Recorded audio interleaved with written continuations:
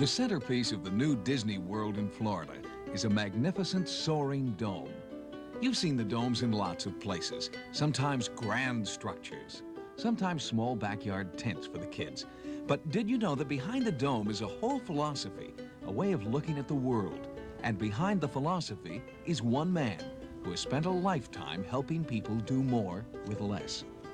This is R. Buckminster Fuller, known around the world as Bucky. Now almost 90, Bucky Fuller is a cult figure to some. He's been called the Earth's friendly genius, while many folks have never heard of him. He has one of the longest entries in Who's Who, listing him as architect, writer, poet, mathematician, inventor, artist, and more. He coined the phrase Spaceship Earth, but his purpose has never been seeking fortune or fame. The world isn't working for everybody. Why isn't it? Because they're trying to solve all the world problems with politics. And politics is based on the very word policy. How do you cope with the fundamental inadequacy of life support on our planet? And all the great model of all economics is nowhere nearly enough to go around. This is completely ignorant of what you can do with modern technology. But we have the option now to make it, to take care of all humanity, the highest standard anybody's ever known. As a little boy, Bucky's eyesight was so bad that he had to rely on his sense of touch. When other children built models that were boxes and squares, Bucky made everything out of simple triangles. Though he never graduated from college, his skill with math led him to believe that nature, too, worked mostly in triangles, and that we humans were wasting a lot of precious energy and material. Over 50 years ago, Bucky Fuller set out to prove his point. To him, this is not a car. It is his Dymaxion transport machine. Dymaxion is a word he uses to mean more with less. Built in the early 1930s, it was meant to demonstrate some of his principles. But it would do quite nicely as a car even today. It carried 9 passengers, cruised at 50, got 27 miles per gallon, and could park in a space 6 inches longer than itself. Detroit wasn't interested. Bucky turned his attention to housing.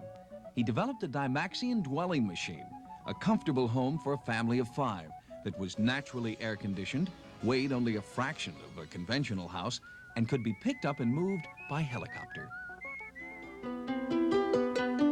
And then there were those wonderful domes. Using his triangles and aircraft struts, he developed the architecture for the only structures on Earth that actually get stronger as they get larger.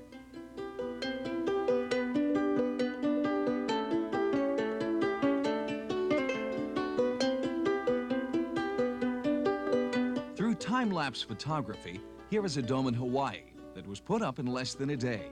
By the 24th hour, a symphony was playing inside. Today, domes dot the Earth. I look at what needs to be done and can I make them work. If they work, then I feel great. And a great many things do work. The maps work. I have the best map of the world there is, the only one that you can see the whole world at once without any distortion. Buckminster Fuller looked at our maps of the world and had a better idea. This is his Dymaxion map that shows the world without distortion as really only one ocean and one landmass. This map is the basis for Bucky's crusade now, the world game. Humanity is a loser if we don't play the world game. The world game is being able to see our whole Earth at once. It's a beautiful map without any distortion, a relative shape and size of the parts. As a basic background, there's one world island and one world ocean. And on that, we're then able to show where all the different resources are. We have to show where all the people are.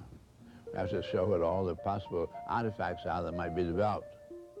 At a recent World Game session at U.S. International University in San Diego, one of the World Game players knew well how small and fragile the world can look.